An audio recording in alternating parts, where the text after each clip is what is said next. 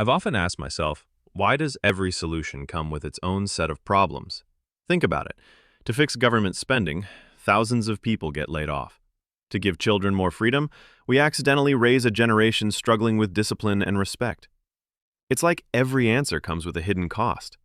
Feminism is no exception. This isn't about saying it's good or bad. It's about seeing both sides and talking honestly. At its core, feminism came with a powerful promise: to give women freedom, the freedom to choose. For centuries in many parts of the world, women were confined to the home, cooking, cleaning, raising children, while public life, business, politics, education belonged to men. In some places, it was worse. In Germany, there was even a time when a husband had the legal right to sell his wife. Yes, actually sell her. But women, like men, have dreams. They have talents. They deserve a voice. And the feminist movement said, enough is enough. Give women the right to vote, the right to work, to study, to own property, to lead. And it worked. We now have women in boardrooms, in parliaments, in labs, in courtrooms. Women are changing the world. But amidst all this progress, there's one thing that hasn't changed: motherhood. While everything around it has evolved, the emotional needs of a baby haven't. A child still needs love, warmth, presence, a mother's touch. But how do you give that when you're working from 9 to 5? Actually, working from 9 to 5 would be generous.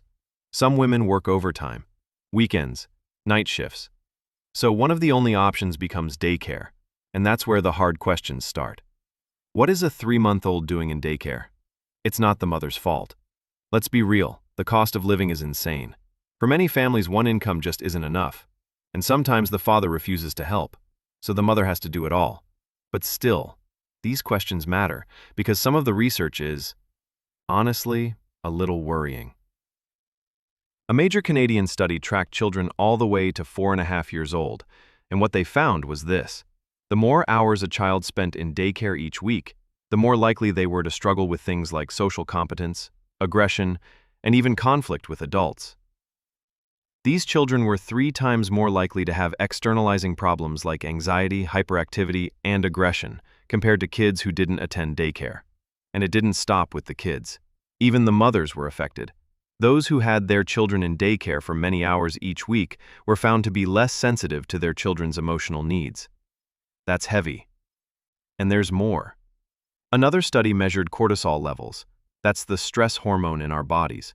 They found that children in daycare actually had higher levels of cortisol during the day compared to when they were at home. In simple terms, daycare, for many kids, was more stressful than being at home. But if daycare is the only practical or affordable option, then what? Well, maybe there's still room to think creatively. Maybe it's about finding ways to give our babies just a bit more one-on-one care each day. Maybe parents can adjust schedules, even slightly, so that daycare hours are shorter. Maybe it's possible to delay daycare by just a few more months, so the child is a little older, a little stronger. Or maybe parents can advocate at the daycare itself for better staff conditions, for lower teacher-to-baby ratios, for consistency in caregivers, so that it's not just anyone responding when a baby cries, but someone the child actually knows, someone they trust. Of course, these changes aren't always easy. Family finances might take a hit. Career momentum might slow. It might be hard to stay home or even to afford a part-time babysitter or a trusted relative.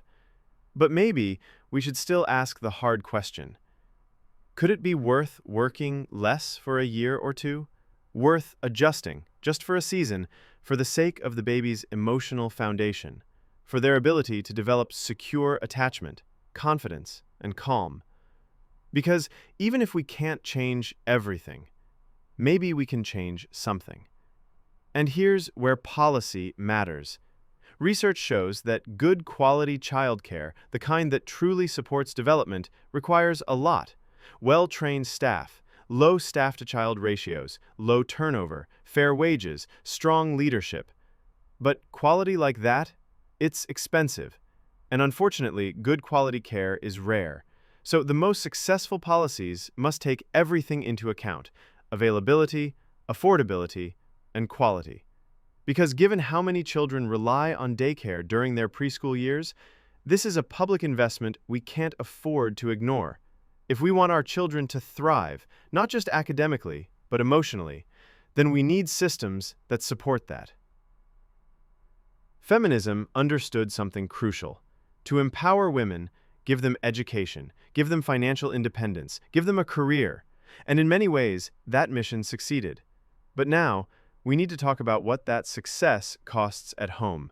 Mothers stretched thin, children raised without enough presence, women juggling 2 full-time jobs, one at work and one at home. No one's talking about this enough. Feminism gave women power, but power comes with pressure. And the truth is, a lot of women are tired, guilty, exhausted, asking themselves, am I enough for my boss and for my baby? This isn't about going backwards. It's not about telling women to stay home. It's about being honest. Progress gave us new opportunities, but it also gave us new problems. Now it's time to ask, how do we build a society that supports both mothers and their children? How do we create a world where women don't have to choose between freedom and family? Because raising children isn't just a personal job, it's a collective investment. Feminism opened the door. Now we have to walk through it, with wisdom, with balance, and with honesty. Somewhere in the pursuit of progress, in chasing careers, success, and financial stability, have we as a society neglected the very thing that matters most, our children? That's the real question. And it deserves more than silence. Let's keep the conversation going. If this made you think, even a little, like, subscribe, and share, because these are the conversations that shape tomorrow. And we need more of them.